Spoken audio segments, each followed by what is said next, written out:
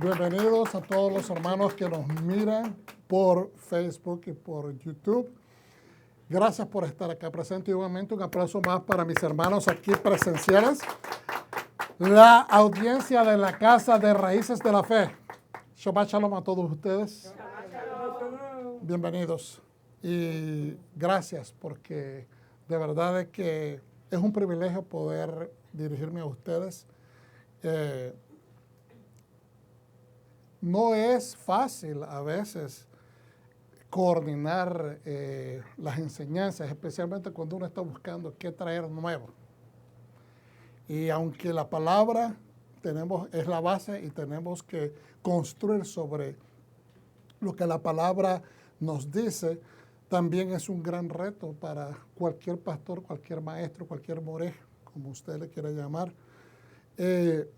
meditar y extraer perlas de conocimiento de ahí, de la Torá, de lo que nos está diciendo la palabra del Eterno. Y es un privilegio, es un honor, pero también es un challenge, es un reto. ¿Okay? Así que espero que esto sea de mucho crecimiento para nosotros. Muchas cosas, como a cada año, se tienen que repetir, la palabra es la misma, pero estamos tratando de tener un contenido diferente. Así de que vamos hacia adelante. Hoy es una doble porción. Y realmente, por cierta razón, cada año se mira como que, ¿cómo lo digo? Como que Jucat siempre toma precedencia, o sea, el primer lugar es la palabra que estaba buscando, no me sale. Pero normalmente en años regulares se lee junto con Balak, que es el destructor. Jucat significa decreto, Balak significa destructor. Y obviamente aquí están puestos en la forma de derecha a izquierda, en la forma hebrea, ¿verdad? O en el hebreo, decreto, que es Jucat, y acá tenemos destructor, que es Balak. Pero en los años bisiestos, entonces se leen separadas. Y si usted quiere, por ejemplo, irse al YouTube, usted va a encontrar una serie que se hizo, creo que hace 2 años, de 5 lecciones completas sobre Jucat, bastante información. Obviamente hay muchos maestros que también, con los cuales estudiamos, y ustedes ya conocen, que también les ayudan a entrar en detalles más profundos de diferentes perspectivas. Pero es muy hermoso ver que el Señor nos enseña perlas de sabiduría a través de estas lecciones con temas tan difíciles como son Jucat y Balak. Bueno, yo la puse como subtítulo a esta enseñanza, hermanos, los misterios ocultos, diga conmigo, misterios ocultos, detrás del decreto divino. Muchas veces, más de una ocasión, hemos escuchado personas argumentando en los ámbitos religiosos acerca de que esto es raro, esto no se entiende, ¿por qué Dios, que es el que prescribe el mandamiento, que no sigan cosas, después Él dice que se hagan estas cosas, y aparentan ser una contradicción? Hoy vamos a estar estudiando un poquito acerca de eso. Pero lo más importante que tenemos que entender como flecha inicial, llevando un rumbo, es que los misterios ocultos están ahí, detrás del decreto divino. Lo entendamos o no lo entendamos, el decreto divino no deja de ser el decreto divino. Volvemos nuevamente a decir de que estamos estudiando decreto, Jucat y Balak destructor, los misterios ocultos detrás del decreto divino. Dígalo conmigo. Los misterios ocultos detrás del decreto divino. Amén. Entonces tenemos que en la Torá se estudia de Números 19:1 al 25:9. En los profetas tenemos a Miqueas 5:6 también. 5:6 al 6:8 y Jueces 11 del 1 al 33. Pacto renovado, Juan 19, 38, 42, Mateo 21, 1 al 11 y algunas de las otras escrituras allá abajo mencionadas son parte de que se estudian con estas porciones.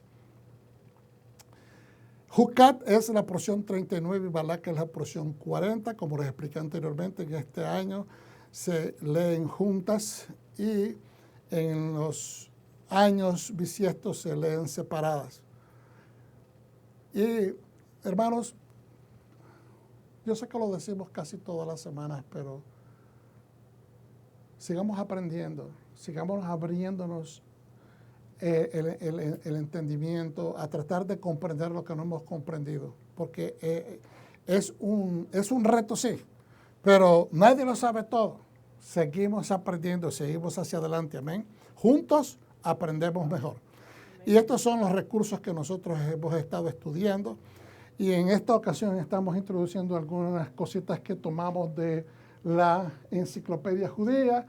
Obviamente, el corazón de la Torah, que es lo que estamos estudiando, y algunos otros aspectos de los diferentes libros, incluyendo de Teriach Mitzvot, los 613 mandamientos. Entonces, rápidamente, Jucat, resumen, se detallan las leyes de la vaca roja. ¿Cómo se va a hacer? ¿Quién la va a traer? ¿Cómo se va a hacer este degollamiento? Porque realmente no se le puede llamar un sacrificio. Sacrificio es todo lo que se hace sobre un altar. Sacrificio es todo lo que se hace con el objetivo de que Dios reciba esa ofrenda. Pero esto no es una ofrenda. El pueblo trae como decreto de parte del rey, el rey del universo, Dios, que traigan la vaca roja. Pero no es hecho sobre un altar. Por lo tanto, no es un sacrificio. Es más, no se hace dentro del tabernáculo. Se hace fuera del campamento.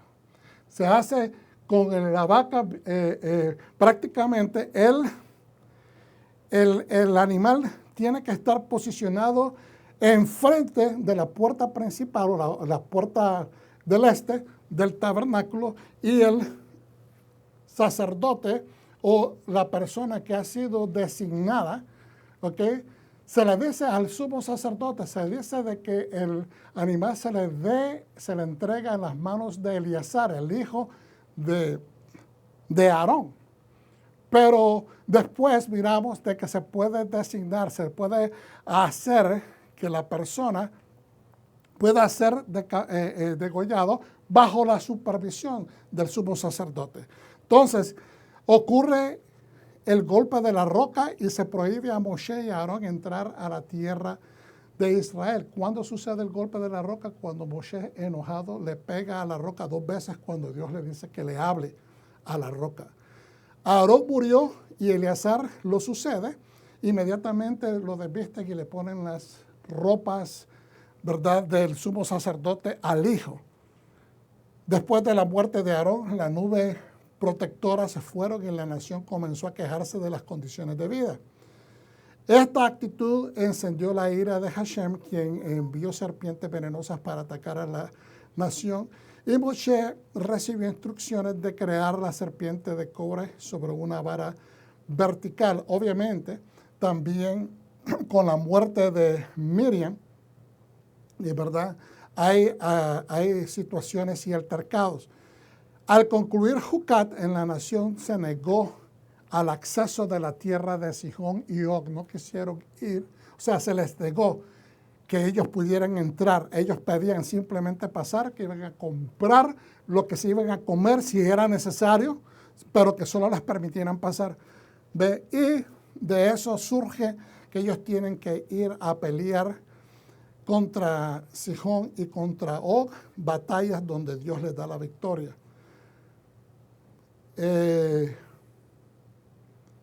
Obviamente, hermanos, en esta parachá de Jucat, que significa decreto, diga Jucat, decretos. Hay 3 mandamientos, bien sencillitos. Y estos mandamientos tienen que ver con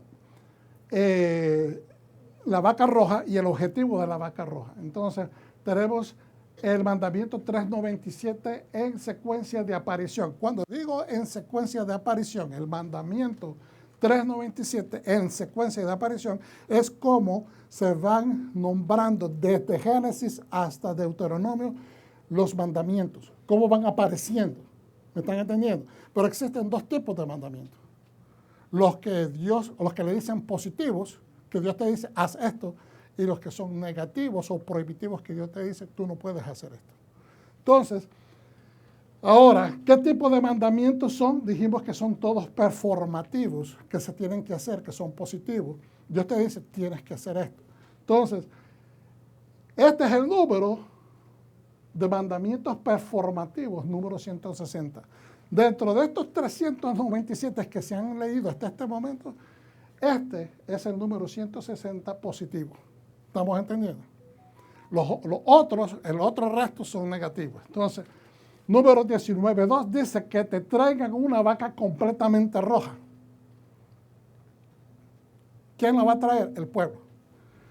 Entonces dice, tenemos por tradición que se han quemado a través de la historia 9, a través de la historia. 9 vacas rojas. La 10ª es la que se va a quemar cuando se inaugure, o mejor dicho, cuando venga el Mesías. La primera fue preparada por Eleazar bajo la supervisión de Moshe Rabbeinu. El segundo fue preparado bajo la supervisión de Esdras. Y después de Esdras, 7 vacas más han sido quemadas hasta la destrucción del segundo templo. Hasta después de la destrucción del 70 de nuestra era con los romanos, hasta ese momento hay un total de 9 vacas rojas que han sido quemadas y se han obtenido sus cenizas. La 10ª será preparada por Mashiach. Y esa es la que se está buscando. Por eso lo están haciendo riguroso, porque si encuentran 2 pelos negros, 2 pelos blancos juntos, se descalifica la vaca. Tiene que ser perfecta roja. Y que Él venga pronto en nuestros días. Esa referencia se encuentra en el Tratado Porá. Pero mire, número 19.2. Ahora el siguiente está en número 19.14. Esta es la ley cuando un hombre muere en una tienda. Eso tiene que ver de que en el momento que la gente está en presencia de alguien que se muere, estamos dentro de un solo cuarto. Si alguien, Dios no lo permite, ¿verdad? Viene, entra acá y muere acá de repente, pues entonces, de acuerdo a esa ley, hay una contaminación. Esta es la ley cuando un hombre muere en una tienda. Esencia, es una mitzvah cumplir con las leyes relativas a la impureza ritual de los muertos. Leyes.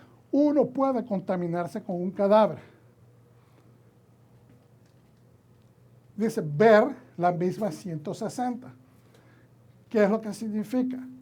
Porque que alguien se puede contaminar en referencia a la proximidad de un muerto. Entonces, hoy en día eso es controversia porque las personas no quieren entender que aunque nosotros no veamos, y aunque nosotros digamos, eso no es así porque eso no nos conviene, eso no se apega a nuestras creencias, eso no se apega a nuestras costumbres, a nuestras tradiciones, no significa que eso dejó de existir. ¿Me está entendiendo? Entonces, Yeshua nos sirve a nosotros entonces como esa vaca roja que nos ayuda a limpiarnos de las impurezas.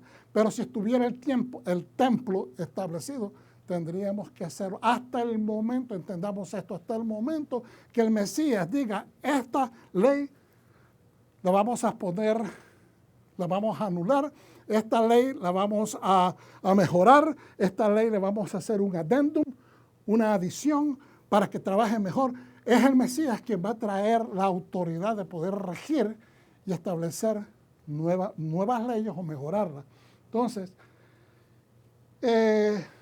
misma 399, mandamientos performativos, 162.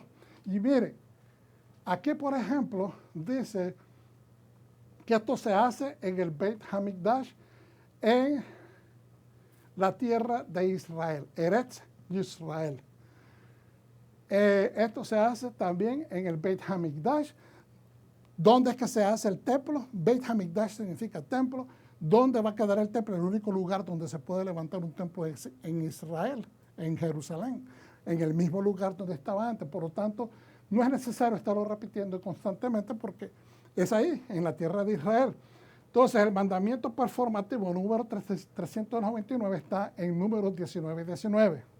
Y la persona limpia rociará sobre la persona contaminada. ¿Cuál es la esencia? Para limpiar la impureza por un cadáver, por el agua de purificación, una mezcla de cenizas de la vaca roja y agua de manantial. ¿Ve? Santo es el Señor. Leyes. Esta agua se rociaba no solo sobre la persona contaminada.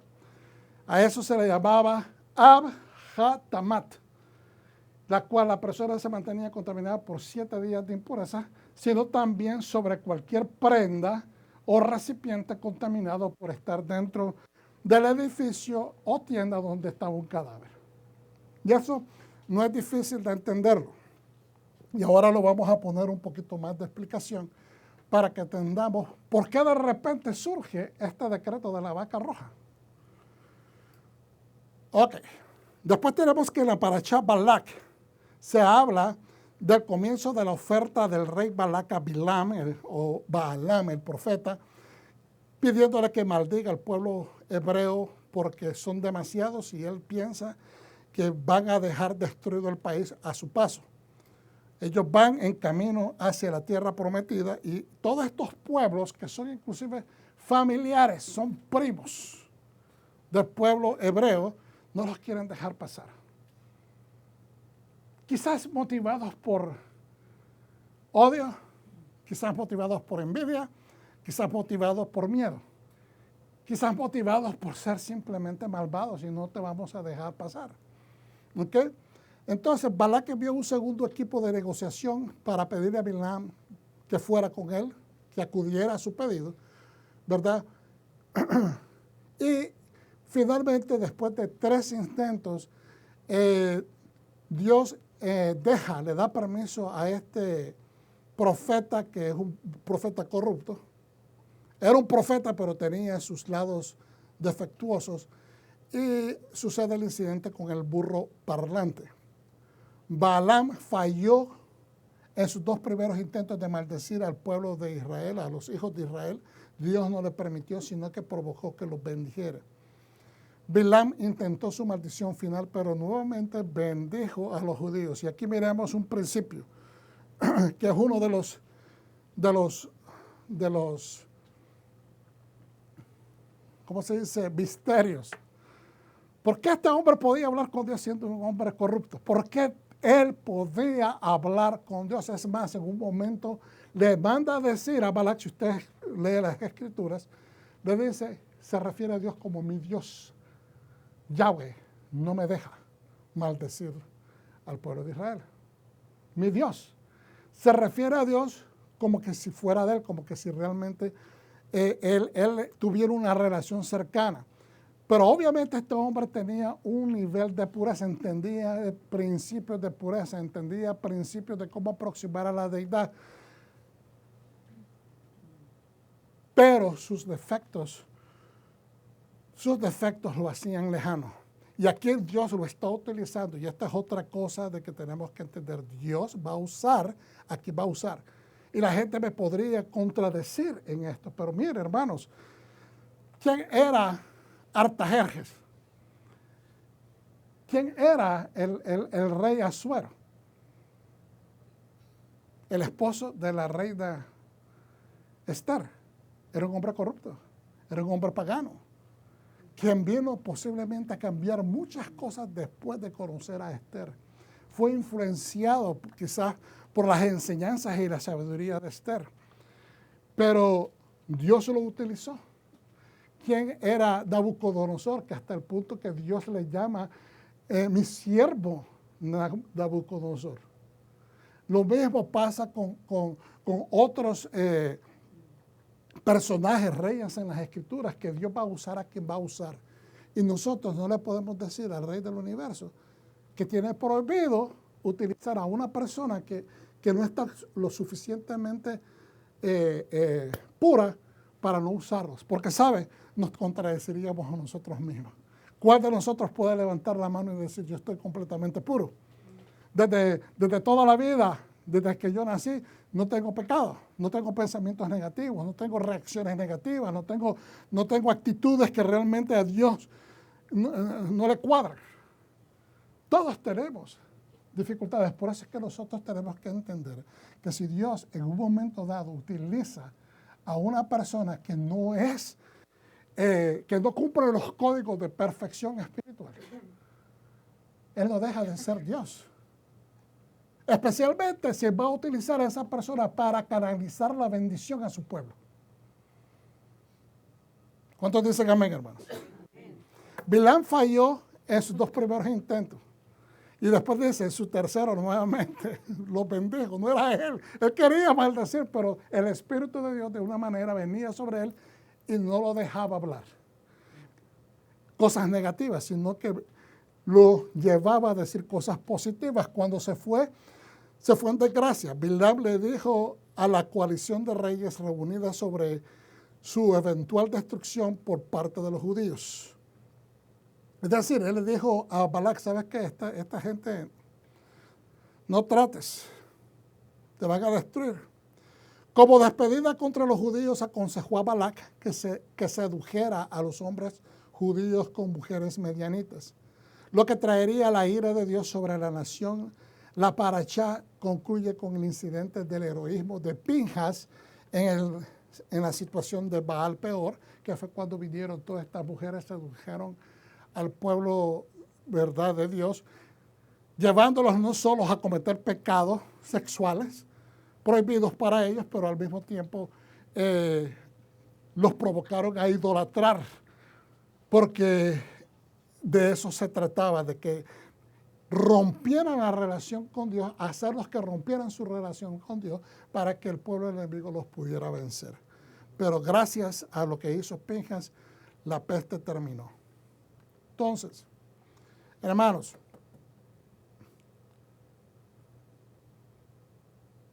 Hukat, la palabra Hukat puede ser decreto, porque uno es Hukot. Perdón, uno es Hok, uno es Hok. Mucho sería Hukot, pero se pronuncia Hukat, que es una ordenanza, algunos traducen, pero para mí, que es simplemente una modalidad de pronunciación que lo que se está tratando de decir es, en lo que yo entiendo, es Hukot, que es decretos. ¿Por qué? Porque después del primero que se traiga la vaca roja, surgen otros mandamientos que se tienen que llevar a cabo para que se pueda procesar el objetivo, la razón de que se está pidiendo la vaca roja. ¿Me están entendiendo? Entonces, sí es una ordenanza que traigan una vaca roja, pero ¿para qué es? Pues basado para poder contestar, ¿para qué es que necesitamos traer esta vaca roja? Para que la mates, para que la quemes, para que, ¿me entiendes? Para que sirva después, recojan sus cenizas, que esas cenizas se repartan y se pongan y se guarden en un lugar específico. ¿Para qué? Para que sirvan se mezclen con agua y después sirvan para purificar al pueblo cuando vengan en contacto con gente muerta y que eso les impida poder acercarse al tabernáculo de reunión.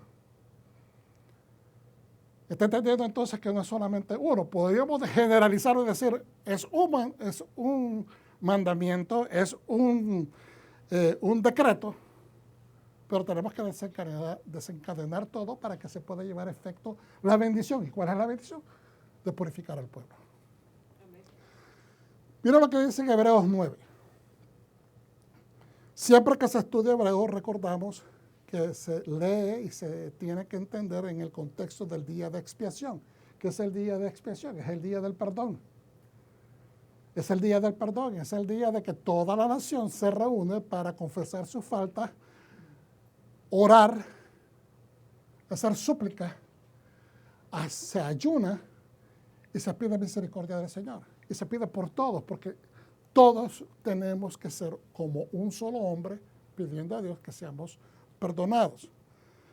Entonces, Yeshua cumple ese requisito, porque en él se miran plasmados o se miran identificados cada uno de los animales que se han pedido, se han requerido para los diferentes tipos de ofrendas y sacrificios. Entonces miren lo que dice, verso 11. Pero cuando el Mesías apareció como Cohen Gadol, como sumo sacerdote, de las cosas buenas que ya están sucediendo.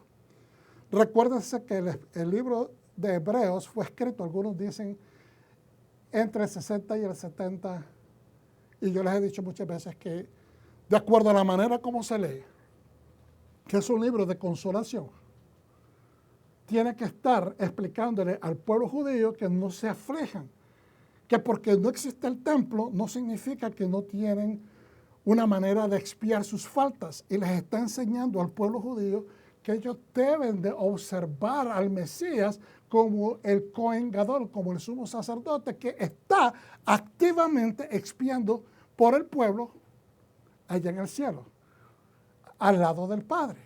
Entonces, dice, pero cuando el Mesías apareció como Cohen Gadol de las cosas buenas, que ya están sucediendo, que ya en ese momento están ya sucediendo, las estamos viendo en evidencia, entonces a través de la tienda más grande y más perfecta, a través de la tienda más grande y más perfecta, más amplia, que nos es hecha, que no es hecha por el hombre, es decir, el templo más grande, que no es el que hacen los hombres, es decir, no es de este mundo creado, entró en el lugar santísimo de una vez por todas.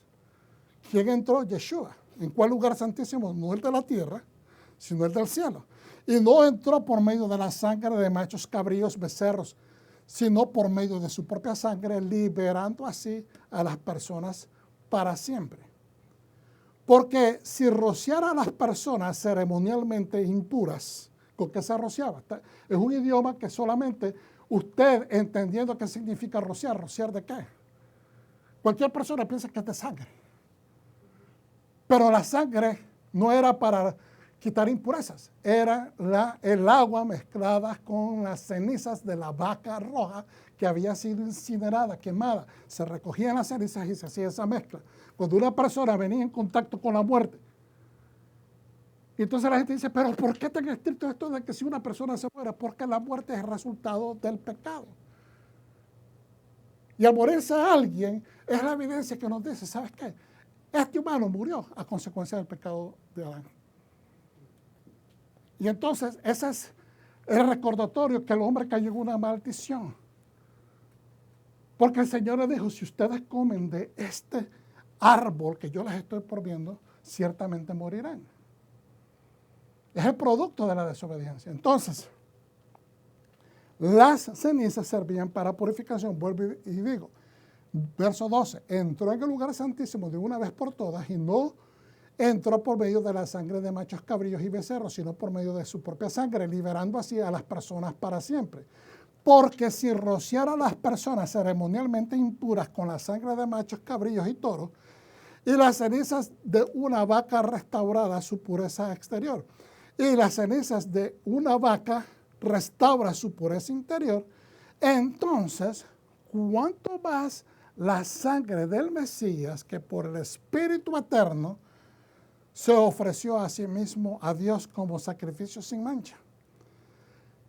Limpiará nuestras conciencias de obras que llevan a la muerte, para que podamos servir al Dios vivo. Entonces, el escritor del libro de Hebreos está haciendo el contraste.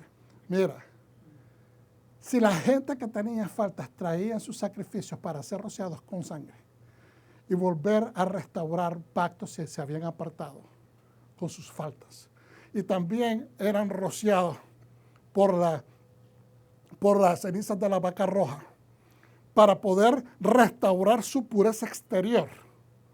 Pureza exterior. ¿Okay? Entonces, cuanto más la sangre de Yeshua es mucho más potente, más poderosa, que por el Espíritu de Dios, el Espíritu del Eterno, se ofreció a sí mismo. Como sacrificio sin mancha, sin máculas, sin faltas, perfecto. ¿Cuánto más entonces Él va a limpiar no las partes de afuera, sino la conciencia, que es interna, que es lo más importante? La gente se mandaba expiar, se purificaba Pero lo de adentro, ¿qué cambiaba? ¿Qué hacía cambiar lo de adentro? Nada. Porque si la persona no realmente quería acercarse a Dios, nada más hacía el acto social para que lo miraran que estaba haciendo algo, eso no llena el corazón de nadie. Pero en Yeshua hay un poder mucho más grande. Limpiará nuestra conciencia de obras que llevan a la muerte para que podamos servir al Dios vivo. Dios no quiere que nos acerquemos simplemente en una forma social, sino que en espíritu y en verdad. Y esto lo miramos bien enmarcado en la parábola de la invitación, que yo en muchas ocasiones lo he mencionado, que es cuando el dueño de la fiesta, el Señor, el Rey de la fiesta, encuentra al hombre que está vestido todavía con ropa sucia y le dice, amigo, ¿cómo entraste acá? Vine por invitación. Pero el asunto aquí es la ropa, que no se lavó, no tuvo la decencia, no tuvo la conciencia, no tuvo el interés de darse cuenta que estaba siendo invitado, honrado a una invitación, a algo tan importante, pero que no se quiso cambiar porque esa persona le daba lo mismo, vestirse bien que no vestirse bien. Iba a estar enfrente de alguien importante, el rey, y no le interesó porque su conciencia todavía estaba viciada de obras que llevan a la muerte. Y es aquí donde nosotros miramos que la pureza espiritual, la pureza interna de la que habla el escritor de Hebreos, es mucho más importante que cualquier cosa externa. ¿Sabe por qué? Porque la persona que ya ha entendido que no es importante tanto la apariencia externa, sino que es la interna, desde adentro la persona se empieza a limpiar y automáticamente la parte de afuera empieza a ser cambiada. ¿Estamos entendiendo? La persona que, en otras palabras, la persona que tiene un cambio espiritual, un cambio de concientización, va a manifestar ese cambio en la parte de afuera. ¿Por qué? Como resultado del cambio que ha sucedido por dentro. No sucede al revés. No sucede al revés. Ahora, vamos a hacer la oración todos juntos, hermanos. Si nos ponemos de pie. Aleluya. Berajú et Adonai hamevogah. Baruch atah Adonai Eloheinu melech haolam, asher bahar banu mikol ha'amim venatan lanu et torato. Bendecido es Yahweh, bendito es Él. Bendito eres Adonai, nuestro Elohim, Rey del universo, quien nos escogió entre las naciones y nos instruyó con su Torah. Amén. Pueden sentarse, bueno, gracias. Entonces vamos a ir a Jucat.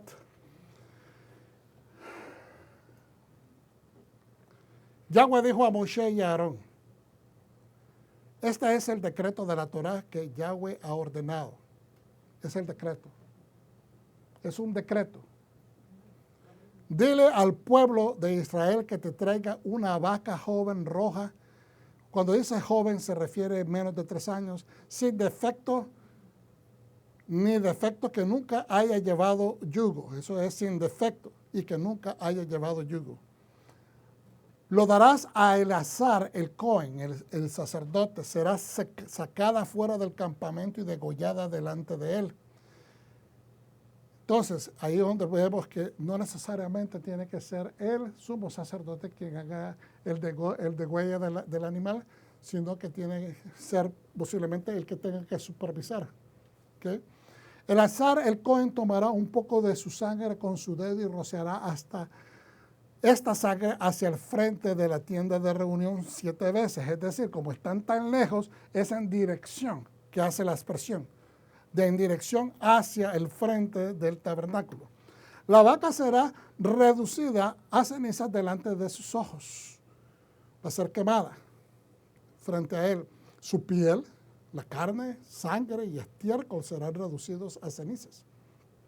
Todo el animal, lo único que se utilizó en este proceso, ¿okay?, es utilizar esa poca de sangre para hacer las aspersiones que él hizo. De ahí todo es quemado. El Cohen tomará madera de cedro. Atención a esto. El Cohen tomará madera de cedro, hisopo e hilo escarlata y lo arrojará sobre la vaca mientras se está quemando. Todo esto se unía y se lanzaba dentro del fuego ya una vez que la vaca se estaba quemando. Entonces el Cohen lavará su ropa y se lavará a sí mismo en aguas, después de lo cual podrá volver a entrar al campamento, pero el Cohen quedará impuro hasta la tarde. Vuelvo y repito, el sacerdote lavará su ropa y se lavará a sí mismo en agua, después de lo cual podrá volver a entrar al campamento, pero el Cohen quedará impuro hasta la tarde. Por lo tanto, él se tenía que limitar a estar dentro de su tienda hasta que cayera el sol. La persona que quemó la vaca lavará su ropa y se lavará a sí mismo con agua, pero quedará inmundo hasta la tarde.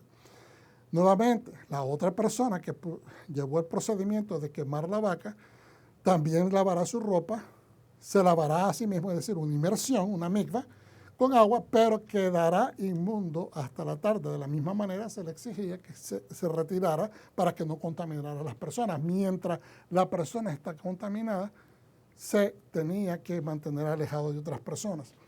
Un hombre limpio recogerá las cenizas de la vaca y las guardará fuera del campamento en un lugar limpio. El hombre es limpio. Y aquí yo quiero hacer una aclaración. Creo que el año pasado yo dije que era un hombre y realmente ahí no dice Cohen. ¿Estamos entendiendo? Y es un hombre realmente. ¿Okay? Y a veces se confunden los términos porque acá utiliza el Cohen y el hombre. Un hombre limpio recogerá las cenizas de la vaca y las guardará fuera del campamento en un lugar limpio. Puede ser un Cohen o puede ser una persona asignada. Deben guardarse para la comunidad del pueblo y de Israel.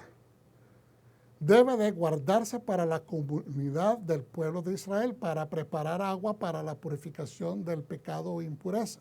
Entonces, ¿qué significa que esas cenizas deben de ser guardadas en un lugar limpio, afuera del campamento, y deben ser guardadas para la comunidad del pueblo de Israel? Es decir, tienen que mantener un suministro de estas cenizas para el pueblo. ¿Ok? Porque también tienen que tener acceso. ¿Para quién? ¿De quién vino la vaca? ¿Quién proveyó la vaca? El pueblo. ¿Y cuál es la razón?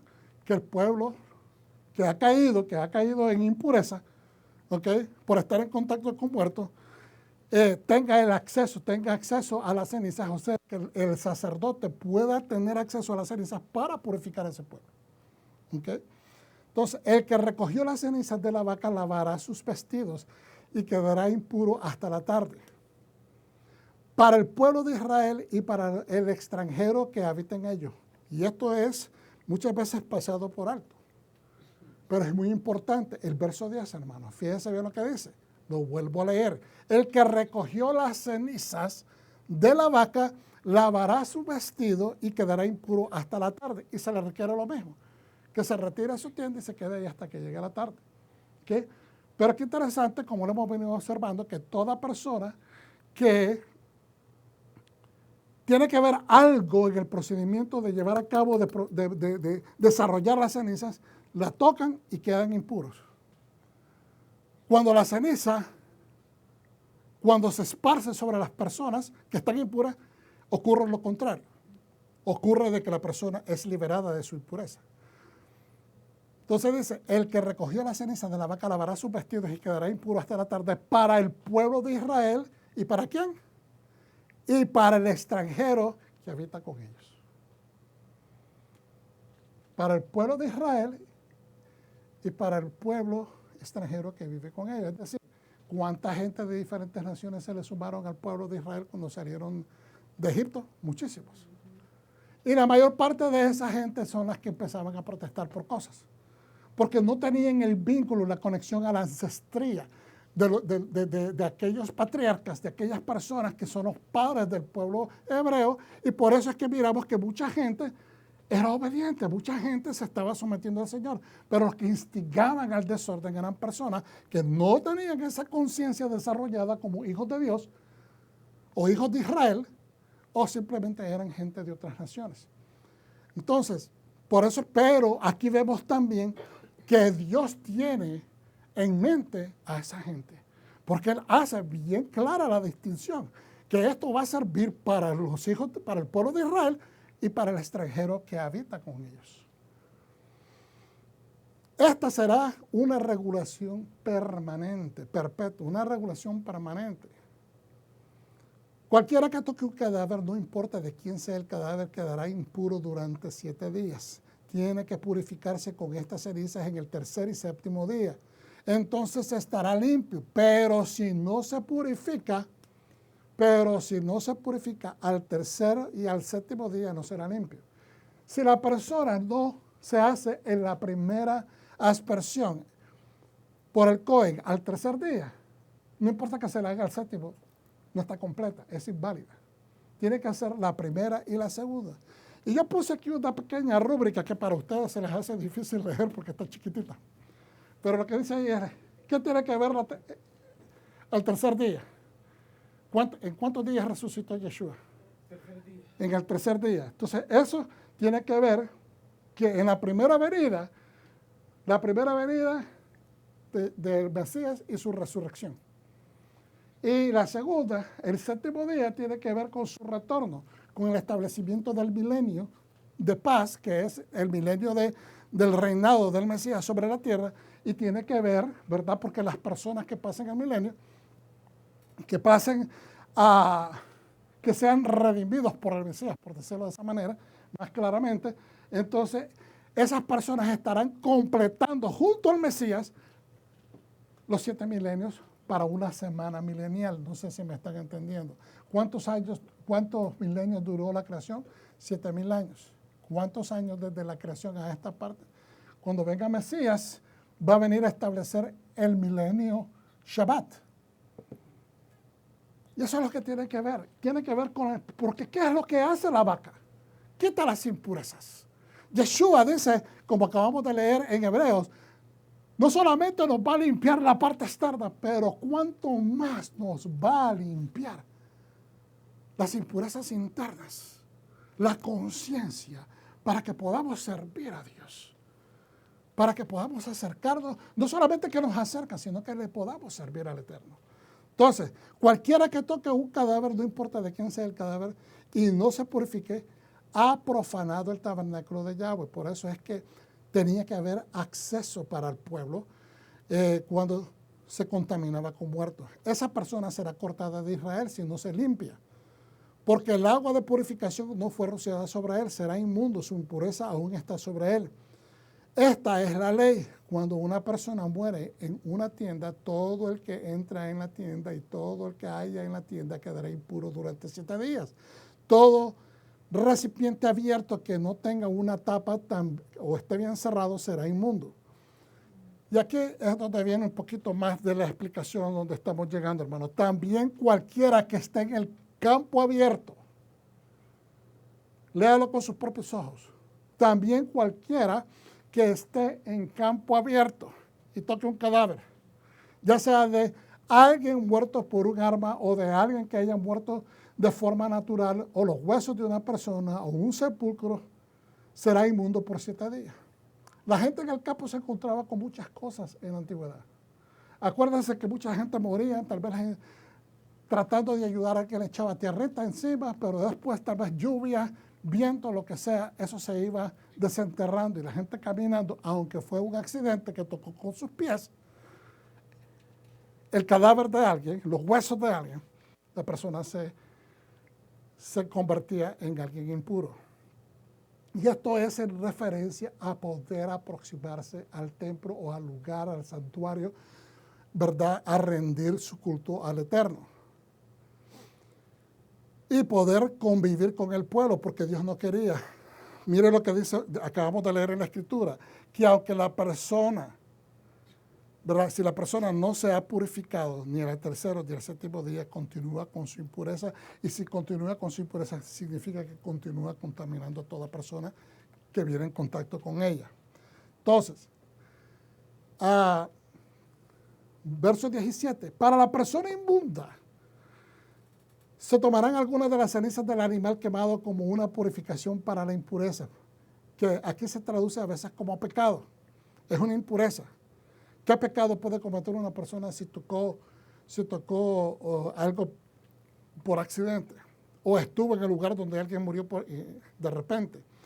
Y las agregarán mezclándola al agua fresca en un recipiente. Una persona limpia tomará un manojo de hojas de hisopo, lo mojará en el agua y lo rociará sobre la tienda, sobre todos los recipientes, sobre las personas que están ahí y sobre las personas que tocó el hueso, o a la persona muerta o la que murió naturalmente, o la tumba. Mira el 19 que yo lo acentué. La persona limpia rociará a la persona inmunda en el tercer y séptimo día. El séptimo día lo purificará. Es como quien dice, aquí es donde está completa la purificación. Por eso es que decimos que nosotros somos redimidos. Fuimos redimidos por Yeshua al tercer día en su resurrección. Pero la salvación completa es cuando Él venga. Es cuando Él regrese y nos diga a nosotros, entra, ven, mi buen siervo. Ese es cuando va a estar completa. Ahora, el séptimo día lo purificará, luego lavará su ropa ya sí y así mismo en agua. A veces, no sé por qué esta computadora, cada vez que pone y ya, me lo junta como ya. Su ropa y así mismo en agua y quedará limpio por la tarde.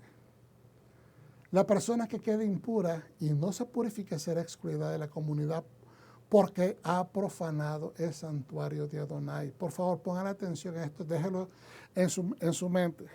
Verso 20, la persona que decida quedarse impura, que diga, yo no quiero hacer eso. Primeramente está demostrando desobediencia ¿a qué? Al decreto. Es un decreto. Es un decreto. No solamente es una ley, es un decreto del rey. Tiene poder, es una de las leyes más poderosas, más exigentes. El ir en contra del decreto del rey se convierte en ¿qué? Traición a la corona. Y si usted le pone en mente, si está contaminando a todo el pueblo, pues obviamente es una traición. ¿Acaso no se utilizan hoy en día en guerra bacteriológica, no mandan bacterias para que la gente se enferme? Entonces está luchando contra un enemigo de esa manera. Entonces, y dice, la persona que quede impura y no se purifique, está estableciendo su voluntad de no purificarse, será excluida de la comunidad porque ha profanado el santuario de Adonai, ha profanado el trono del Señor. El agua de la purificación no ha sido rociada sobre él. Él es impuro. Esta ha de ser una regla permanente para ellos. La persona que rocíe el agua para la purificación debe lavar su ropa. El que toque el agua de la purificación quedará impuro hasta la tarde. Todo lo que toque la persona inmunda quedará impuro y todo lo que toque quedará impuro hasta la tarde. Bendito sea Yeshua. Que nosotros, teniendo conciencia de quién representa a Yeshua, apelamos a la función de su mérito, hermano. Y quizás no hacemos una observancia súper extrema sobre esto. No porque seamos desobedientes. Primeramente porque no estamos entrando a un templo. Segundo, porque no hay Cohen aquí en la tierra para que nosotros vayamos y le digamos, mire, yo me he impurificado, por lo tanto necesito que usted me purifique. Nosotros estamos enseñando esto no es porque esté activo para nosotros, sino porque tenemos que entender la Torá. ¿Y cuál es la función que la Torá desempeñó allá para que entendamos cuál es la función que la Torá desempeña para nosotros hoy día? Y eso es importantísimo que lo entendamos. A veces uno es fácil confundirse. Cualquier persona que me mire en una lección de esta y empieza por escucharme en esta porción de la Escritura dice, ay, esta gente está judaizando, porque no están tratando de entender el contexto de donde nosotros venimos. que primero enseñamos la base, que es la Torah, para después desarrollar qué es lo que tenemos que hacer hoy. Ahora, Yeshua, en él, mire, esto es lo que yo hago. Yo no estoy diciendo que usted lo tiene que hacer. Si usted cree que nosotros estamos mejor si seguimos ciertos patrones bíblicos, ciertas dirección que la misma Torah nos enseña, pues yo creo que no es absolutamente nada mal que si usted tuvo una pérdida familiar, se acercó al muerto, lo abrazó, se despidió, lloró, lo que sea, que usted tenga el sentido común para decir, Señor, yo voy a hacer esto en el nombre de Yeshua. Se mete al baño, se mete a su bathtub, se lava y dice, Señor, no estoy en el templo, pero quiero acercarme al mandamiento. Yo no estoy diciendo que usted haga esto, yo no estoy diciendo lo que yo hago. ¿Ok? Especialmente cuando uno va a ministrar a eventos funerales y si hay, ¿cómo se dice?, ataúd abierto. ¿Me entiende? Entonces, dice el Señor, en el nombre de Yeshua HaMashiach, yo hago esta mikvah. Si no tengo un bathtub, ¿cómo se dice?, una bañera, que uno se pueda meter, sumergir, pues Señor, acepta este baño como un aproximamiento que mi corazón quiere embellecer el mandamiento y sé que mi sumo sacerdote es Yeshua, a quien yo me presento. Su sangre y él representa las aguas de la vaca roja, o sea, las cenizas de la vaca roja mezcladas con agua, porque es el agua de vida. Sean sobre mí, límpiame para yo estar apto, purificado externamente. Hoy en día la gente dice, en el nombre de Yeshua yo estoy limpio. Amén, ok. Pero si queremos acercarnos al mandamiento, hagámoslo con los patrones adecuados. Eso es lo que haría yo. Eso es lo que hago yo. Es interesante observar que Dios hace un decreto real. Un decreto real significa que viene del rey. Es un hok. ¿Okay? Y lo anuncia a Moshe que pida al pueblo de Israel y le traigan una vaquilla roja, sin defecto, que nunca haya sido puesta a trabajar.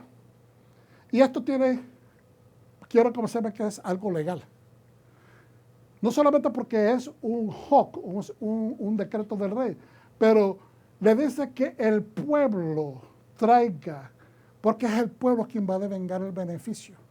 Es para el pueblo, no es un sacrificio, es un degollamiento. No se hace en un templo, no se hace adentro del tabernáculo, no se hace sobre un altar, por lo tanto es simplemente un degollamiento para beneficio del pueblo. Entonces, cada vez que Dios le dice a Moshe, dile al pueblo, noten ustedes, cada vez que le dice, dígale al pueblo de Israel, está incluyéndolos a todos, hebreos y gentiles, la gente que está con ellos. ¿Por qué? Porque cuando él le dice la diferencia, ¿verdad? Cuando le dice, dile a los hijos de Israel. Entonces, ahí vemos que él se está refiriendo, como lo puse aquí yo, es una forma legal del rey de dirigirse a la conciencia leal. ¿De quiénes? De los súbditos obedientes. En el pueblo viene gente de toda clase. En la gente viene gente que te apoya, como gente que no te apoya, como gente que dice, más o menos estoy con él. ¿Me está entendiendo? Pero cuando él le dice, dile a los hijos de Israel, está utilizando el nombre legal celestial que él le puso a Jacob. ¿Quién le dio el nombre a Jacob? Fue Hashem quien se lo dio.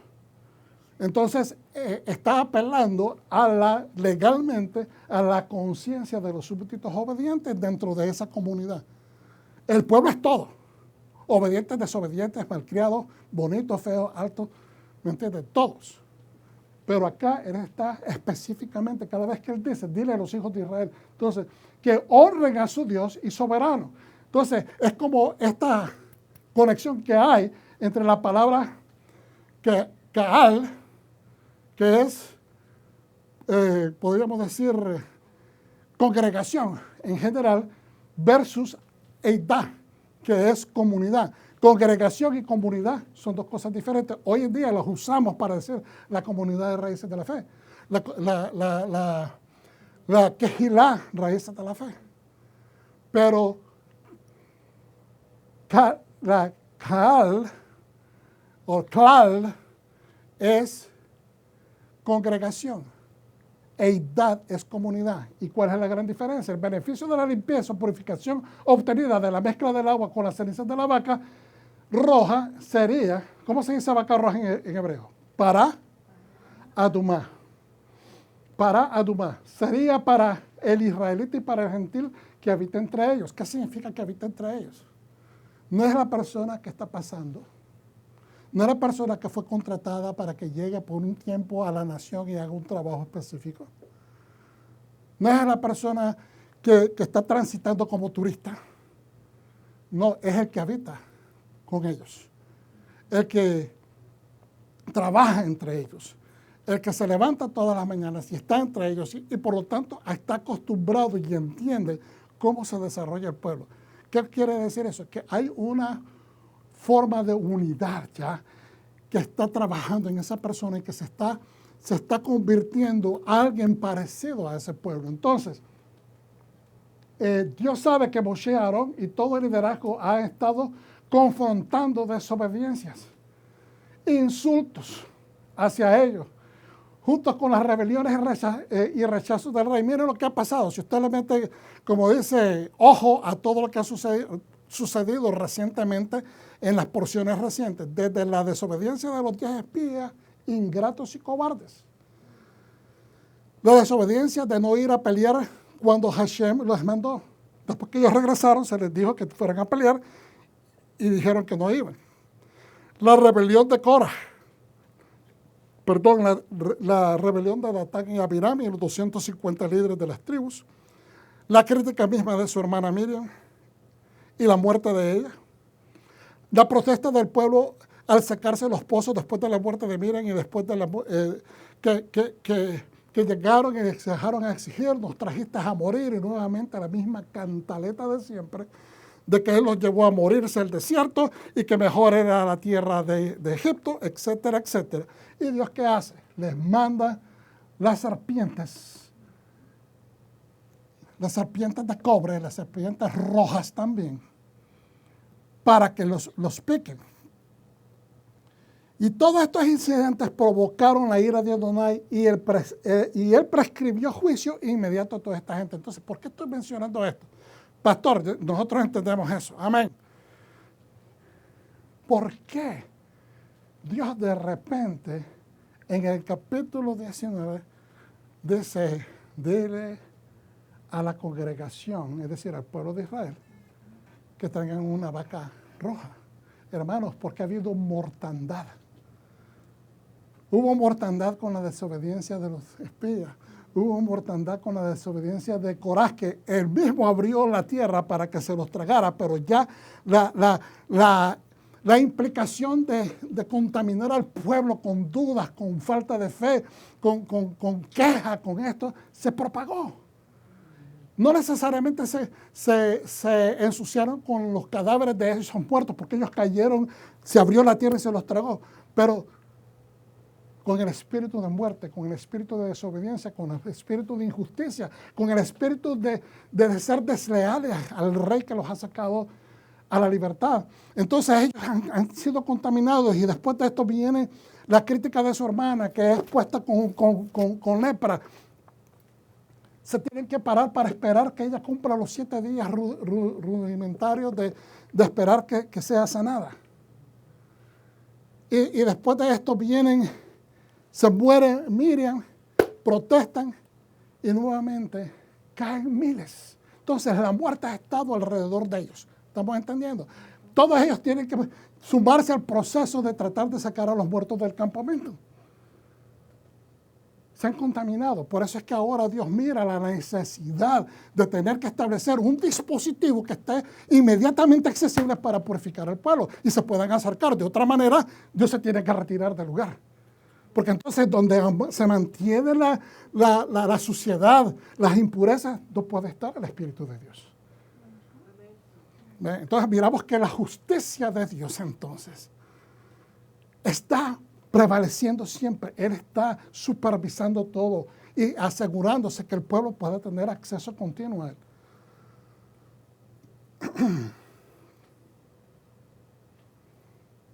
Mire acá, voy a tratar de ser breve. Y miramos, como lo dije, pero ya esto ya lo acabo de terminar de explicar. Hashem estaba purificando y dando opción de purificación. Al tener almacenadas también las cenizas, tenerlas en almacén, no era una cuestión que se guardaba, que era para que ellos tuvieran acceso inmediato. El hisopo, por ejemplo, era común en el Medio Oriente y se usaba como detergente y laxante. Fíjese bien, ¿qué es lo que se pide? Que se haga, se traiga la vaca, obviamente ellos pasan un proceso de limpieza, la sacan del campamento, afuera, estamos hablando no solamente afuera del tabernáculo, afuera del campamento. ¿Ok? Y viendo en dirección a la puerta principal de la entrada del tabernáculo y se degolla ahí.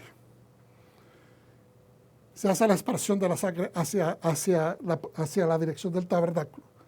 Después de eso se quema toda la vaca, se recogen las cenizas, ¿verdad? Y entonces, ¿qué se dice? Que mientras se está quemando, ¿qué es lo que se hace? Se echa el hisopo, se pone un pedazo de cedro y se pone un hilo de escarlata rojo. Y esto lo miramos en la crucifixión del Señor, todos estos elementos. No voy a entrar en ese detalle porque ya lo hemos enseñado, pero mire, el hisopo era común en el Medio Oriente y se usaba como detergente y laxante. ¿Qué significa que se usaba como detergente? La gente se bañaba con jabón, pero el detergente es para lavar ropas. ¿Y el laxante para qué es? Para limpiar el sistema digestivo. Es decir, lo que entra a la boca, lo que he comido es algo que cayó mal, para limpiar las impurezas digestivas. Entonces, nos está diciendo que el hisopo tiene una propiedad interesantísima, que limpia por fuera y limpia por dentro. Eso es bien interesante. Limpieza externa e interna del cuerpo. El hisopo también se usó en la primera Pascua para rociar los dinteles de las puertas con sangre en Éxodo 12:22. Y actuó como una esponja cuando los soldados romanos le ofrecieron vinagre de vino a Yeshua mientras colgaba en la cruz. En las ceremonias judías representa ¿qué? Representa limpieza. En general, el hisopo es algo que dice el hisopo equivalente a limpieza, purificación. ¿Ok? Entonces ahora, la palabra usada para escarlata significa literalmente la sustancia escarlata que sale de un gusano. Y esto lo traje de una enseñanza completa, no sé si fue el año pasado o hace 2 años, cuando explicamos que este gusanito pone sus huevos en los árboles y después se deja. Ahí es como la araña, creo que es la araña, Dios mío, la que mata a su pareja.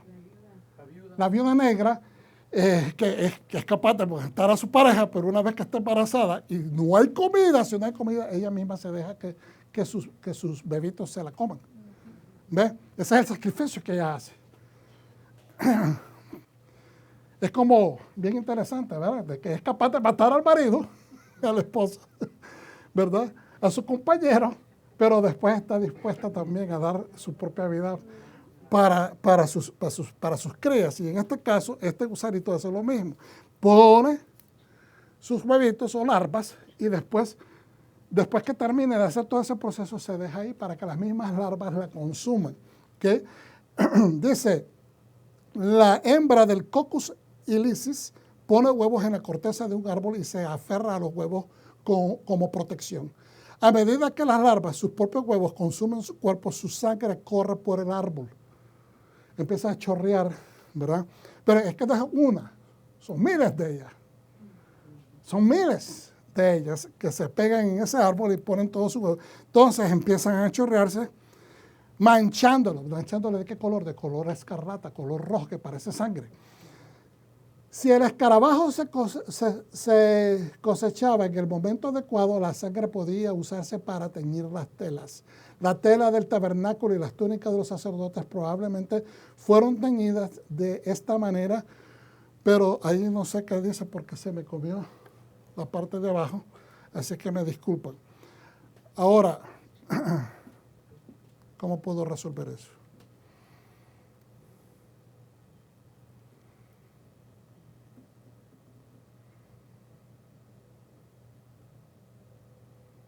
Ok, gracias.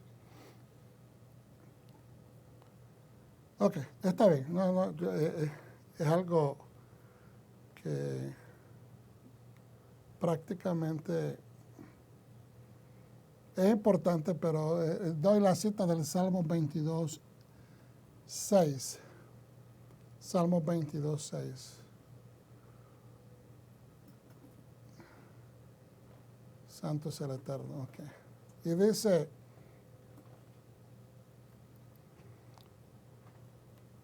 para teñirla de color escarlata, también se usa en pasajes como el Salmo 22, 6, donde dice, pero yo soy un gusano y no un hombre. A eso se está refiriendo el escritor,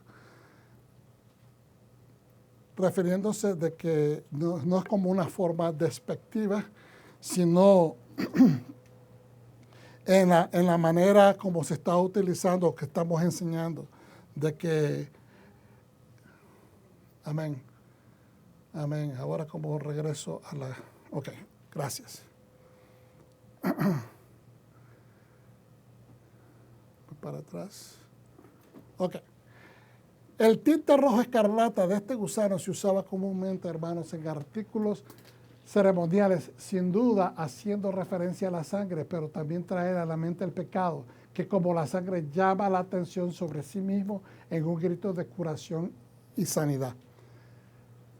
Es imposible de que cuando nosotros, especialmente en el cristianismo, en el mesianismo, nosotros mencionamos la palabra sangre, que inmediatamente no se venga la asociación de pensar que estamos relacionando esto con la sangre de Yeshua, con la sangre que ha sido rociada sobre nosotros para perdonar los pecados, para limpiar, para traer remisión de pecados. ¿Okay? Entonces ahora, el cedro, que es la otra parte, ya vamos a terminar, se refiere a una rama de arbusto junípero. Diga conmigo, junípero.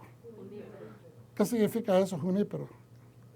Evergreen, todos los árboles que son verdes. El pino, ¿cómo se llama el otro?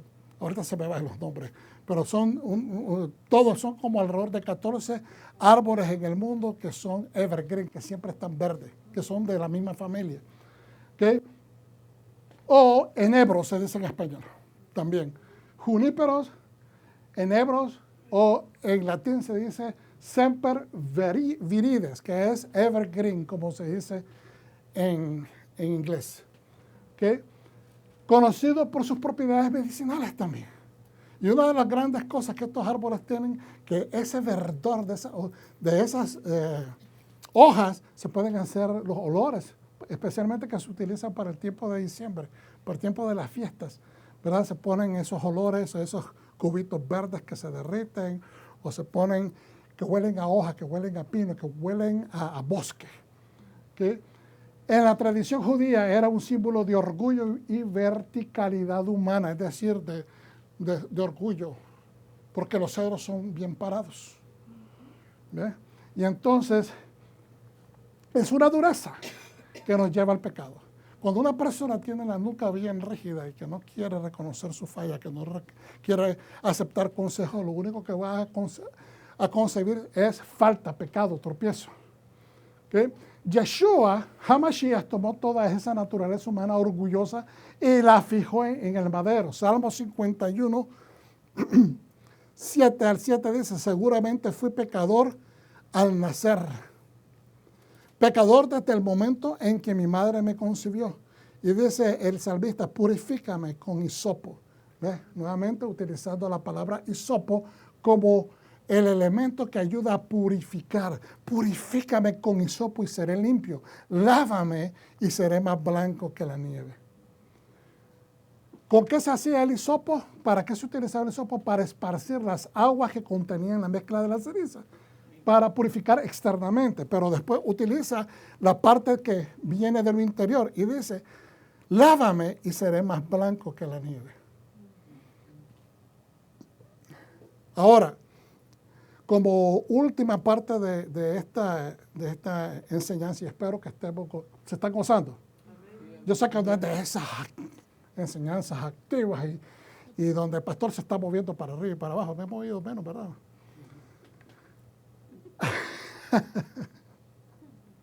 Pero mira esta palabra. ¿Cómo se dice en inglés vaquilla? Se dice heifer. Diga conmigo heifer. ¿Okay? Red heifer, le dicen. En inglés se dice red heifer. O heifer, dicen algunos. Es vaquilla roja. Y entonces, y mira la palabra efer en hebreo es ceniza. Qué interesante que se usa en este idioma, en inglés, el red heifer y que es para hacer efer, para hacer cenizas. Me parece bien interesante. Nada más una curiosidad. Concordancia Strong, en la concordancia Strong, es la palabra 665.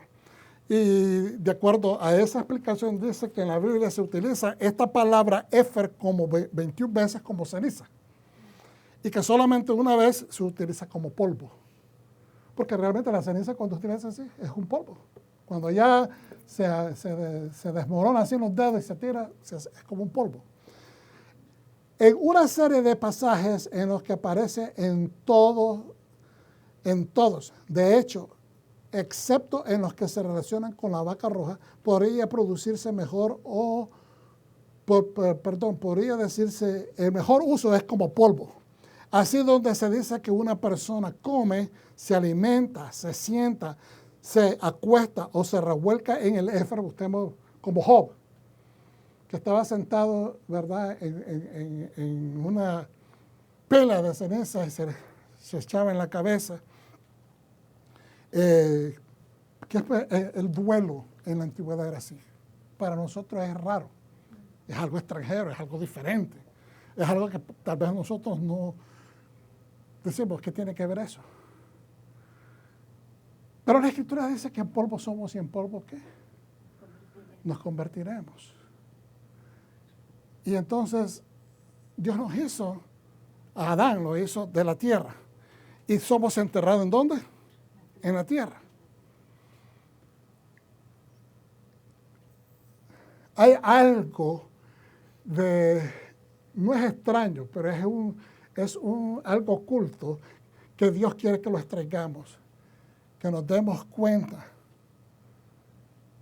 que más allá de que hay poder en la vaca roja, no es la vaca roja la que tiene poder. No es que la vaca roja, las cenizas de la vaca roja tengan capacidad de limpiarte por dentro o por fuera, capaz de quitarte la purificación. ¿Sabe lo que es, hermano? En última, el Padre Santo, el misterio oculto está en esto. Es el decreto. ¿Qué es lo que está haciendo el pueblo durante estas últimas parachá? Desobedeciendo, desacatando, acusando al liderazgo, diciéndole que Dios no ha cumplido, que ellos no han cumplido, rechazando la tierra, rechazándole el regalo al rey. Hemos hablado de que le han abofeteado al rey en la cara, han hablado mal de la tierra, han hablado mal de los líderes, han hablado mal de la Torá, es decir, de la instrucción, porque no la quieren obedecer. Todos estos momentos nos llevan a la conclusión que hay un espíritu de desobediencia. Entonces, Él obliga al pueblo, fíjense bien, a que entiendan que un decreto santo, un decreto que viene del rey es santo, es puro, es perfecto y que lo tienen que obedecer. ¿Qué sucede más allá con Balac? ¿Ok?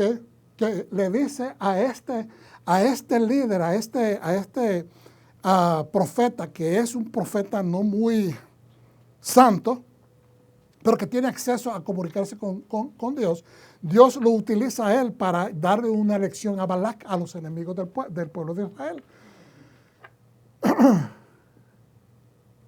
Y hablamos al principio que Dios va a usar a quien Él va a usar. No importa si no es perfecto, no importa si llena las expectativas humanas de ser alguien santo. Pero si Dios lo va a usar especialmente para beneficiar al pueblo, nosotros no somos nadie para decirle al Rey de Reyes y Señor del Universo que no puede hacer algo. Especialmente cuando su intención es bendecir a su pueblo. Entonces ahora, ¿qué es lo que está haciendo? Le dice que no vaya y él obedece. Pero él está mermando dentro de su corazón el deseo de la riqueza que se le está ofreciendo. Y finalmente lo deja ir.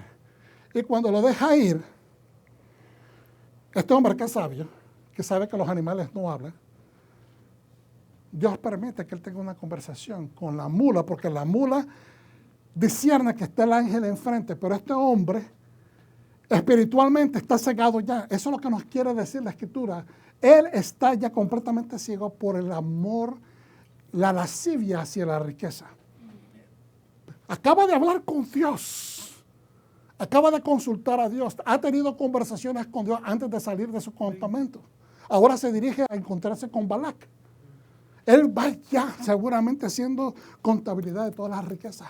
Porque le puso como una especie. Fíjense bien, él utiliza esta frase y le dice, aunque al segundo grupo de personas, de príncipes que lo llegaron a tratar de convencer, que fuera que acudiera a Balac para que lo ayudara a maldecir al pueblo de Israel, entonces le dice, aunque Balac me diera toda su casa. ¿Cuál es la casa más grande en un reino? ¿El palacio de quién? ¿Y quién es Balac? Es el rey. Aunque Balac me diera toda su casa, llena de toda la plata. ¿Qué es lo que está haciendo él? Está diciéndole cuál es la expectativa que él tiene, que Balac le tiene que dar. ¿Estamos entendiendo? Está escondido en el mensaje. Parece de que él es humilde, pero lo que está realmente está calculando, mandándole un mensaje escondido y piensa que Dios es tonto. Entonces después le dice, ok, te voy a dejar ir. Vete.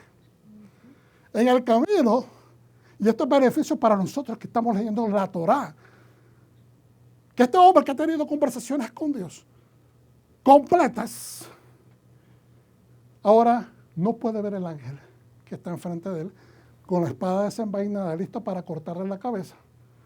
Porque él acaba de empezar a golpear a su mula. Y la mula dice, ¿por qué me estás atacando? ¿Por qué me estás golpeando si yo te he servido desde siempre? Él está enojado porque no puede pasar. Se está trazando llegar a su meta, donde aquel rey le va a dar riquezas. ¿Qué sucede después? Con toda esta situación, el rey se enoja con Bilam, porque él termina bendiciendo 3 veces al pueblo de Israel. Pero donde miramos el mandato del Señor, hermanos, es que el decreto que él establece, cuando Dios le dice a Bilam, usted puede ir, vaya y haga, está dejándole saber a él dónde está su corazón. Obviamente el lector que lee la Torá nos deja saber dónde está ahora el corazón. Él está completamente cegado. Él nunca ha tenido ningún deseo de obedecer a Hashem. Pero él le dijo, no puedes maldecir al pueblo. Y eso es un decreto. Y tanto es un decreto que miramos que aquel hombre que tenía hasta, ¿cómo se dice? La reputación que lo que él bendecía era bendito y lo que él maldecía era maldito.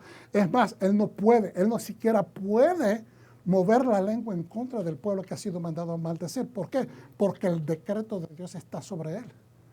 No sé si me están entendiendo. Un decreto es un decreto. Él le dijo, no puedes maldecir a ese pueblo porque en verdad te digo, es bendito. Cuando Dios decreta algo, tenemos que entender que nuestras opciones de cambiar, transformar, modular, modificar ese mandato, son nulos, cero, zip. No podemos hacer eso. La vaca roja representa a Yeshua. La vaca roja es en sí, hermanos, le voy a leer esto y les prometo que es aquí el término de la lección. La vaca roja es uno del principio de manifestación de la gracia que nosotros estamos viviendo hoy en día. La vaca roja como un ejemplo claro de lo que la gracia significa e implica. Dios estableció la ley, estableció los 10 mandamientos. Uno de los grandes ejemplos que miramos de que Dios es Dios, ¿y qué es lo que dice el primer mandamiento? Yo soy Hashem tu Dios. No te vas a hacer ninguna imágenes, no vas a tener dioses enfrente de mí, y después dice, no te vas a hacer ninguna imagen, no me vas a comparar con ningún tipo de imagen, ni en la tierra, ni en el mar, ni debajo de la tierra, ni en el cielo. Pero de repente Dios le dice a esta gente que desobedece, porque no hay agua, Miriam se muere, y por el mérito de Miriam es que la piedra aquella que se le hablaba o se golpeaba, daba agua. Y al morir ella se termina el agua. El pueblo está exactamente como Bilam. No les interesa si la líder se murió. No les importa. A mí me hablas de mi estómago, de mi sed, de lo que a mí yo necesito. Eso es lo que a mí me importa. Tú eres el líder, tú me tienes que suplir. Insensibles ante el dolor ajeno, insensibles ante el dolor del líder. Hubiera sido cualquier persona en la comunidad tal vez, pero era el líder que los ha llevado allí, que se ha dado la tarea de interceder, de dirigirlos, de tratar de seguir a Dios lo mejor posible para que el pueblo esté bendecido con la presencia de Dios, y ahora le sale con eso. Tú los trajiste a morir acá, ¿y qué sucede? Dios mata a las serpientes, los muerden, y ahora Dios le dice, ¿sabes qué? Te mando que hagas, porque Moisés intercede y le dice que pare. Hay una mortandad, miles mueren a causa de los piquetes de serpientes, y ahora Dios le dice, te vas a hacer una serpiente de bronce y la vas a levantar. Toda aquella persona que mire a la serpiente va a sanar. Decreto. ¿Qué es lo que dice los 10 mandamientos al principio? No te vas a hacer ningún tipo, ¿verdad?, de imagen, de labranza. Entonces, ¿qué es lo que está diciendo? Entonces, la gente, los creyentes, a través de los siglos, se han dado la tarea de tratar de aplicar las leyes a Dios. No, Él es el que da la ley para el beneficio de la humanidad, pero no está sujeto a la ley. Él no va a contradecir su palabra, pero cuando el rey decreta algo, no es con el objetivo de ir en contra de su palabra, sino que quiere traer un principio de obediencia, de lealtad, de estabilidad y de coordinación en un reino para que el reino camine bien. Y como hay demasiada gente que está desobediendo, entonces el rey dice, el que no desobedezca es cortado de la comunidad. El que desobedezca va a ser cortado del reino. El que desobedezca está yendo en contra de la corona del rey y eso es traición y tiene que morir. Entonces hay un momento donde el rey tiene que tomar esa medida. Si no, pierde el reino. Si no, todo el mundo se vuelve en un descontrol. Entonces, mire, la vaca roja como ejemplo claro de la gracia. La ley de la gracia. El segundo concepto erróneo es que la ley y la gracia son opuestos y que la Torah fue reemplazada por la era de la gracia. Que la Torah fue reemplazada por la era de la gracia que fue introducida a través de Yeshua. Una vez que se entiende la Torah desde la perspectiva judía como instrucción de Dios, este error queda expuesto. Esta idea fue promovida principalmente por quienes adoptaron la falsa visión pagana de que los judíos se salvaban por obras. Mientras que la iglesia se salva por la fe. Eso es una gran mentira. Todos tenemos que hacer obras. Las obras no nos traen salvación, la salvación es gratis. Pero todos tenemos que trabajar, todos tenemos que obrar. Como decía Pablo, tú me enseñas tu fe y yo te enseño mis obras. Porque mis obras dan fe de que yo tengo fe. ¿En quién? En el Dios que me da la instrucción para que yo la siga. Muchos de los primeros creyentes gentiles mezclaron ideas gnósticas con su teología cristiana. Acuérdense que en el momento que Yeshua camina a la tierra, están los romanos, los griegos, están gente de todas partes del mundo, judíos que venían de otros pueblos. Solamente en el día de Pentecostés se cuentan 16 pueblos diferentes, judíos que hablaban otras lenguas, que habían crecido en otros lugares y que tal vez no estaban hablando el arameo en esos momentos, porque habían crecido en otras tierras. Entonces, ahora, muchos de los primeros creyentes gentiles mezclaron ideas gnósticas con su teología cristiana y concluyeron que el Dios de los judíos era un Dios duro y legalista, en oposición al Dios Hijo, o el Hijo de Dios, de amor descrito en el Nuevo Testamento. Ahora, recordemos que el Nuevo Testamento no se escribió en el primer siglo. Fue hacia el final del primer siglo que se empiezan a escribir. La iglesia judía original entendía que Yahweh, Hashem, el Dios de Israel, era el único Dios verdadero de la eternidad que es inmutable y que tenía un solo plan de salvación tanto en el Antiguo como en el Nuevo Testamento. Es el mismo plan, no ha cambiado. Un plan que involucra la fe en el Mesías. Desde el principio, todas las escrituras nos llevan al Mesías. La conclusión de todas las escrituras proféticas de los profetas es el Mesías. En Daniel, escrito unos 600 años antes de la muerte de Yeshua, vemos el concepto judío del arrepentimiento y confianza en Adonai por misericordia y gracia, aparte de cualquier obra de la ley. Eso está en Daniel 9:18, la gracia de Dios. Ahora, el Dios de Israel determinó a través de su sabiduría que las cenizas de la vaca roja son el secreto para la restauración de la pureza del mundo. Dijo el experto en vacas rojas y director del Instituto del Templo, el rabino Chaim Richman, el empleado del Instituto Isaac Rubin, en una grabación de audio. Existe una tradición de que a lo largo de la historia hubo 9 becerras rojas perfectas que se usaron para la limpieza y la purificación, y que la aparición de la 10ª becerra roja está asociada con el advenimiento de la era mesiánica o del Mesías y la reconstrucción del templo. Dijo este señor Richman. Esperamos el cumplimiento del versículo de Ezequiel 36, 25, 26, que dice: entonces os rociaré con agua pura y seré limpio de todas vuestras inmundicias y os limpiaré de todos vuestros ídolos. Yo también os daré un corazón nuevo y pondré dentro de vosotros un espíritu nuevo.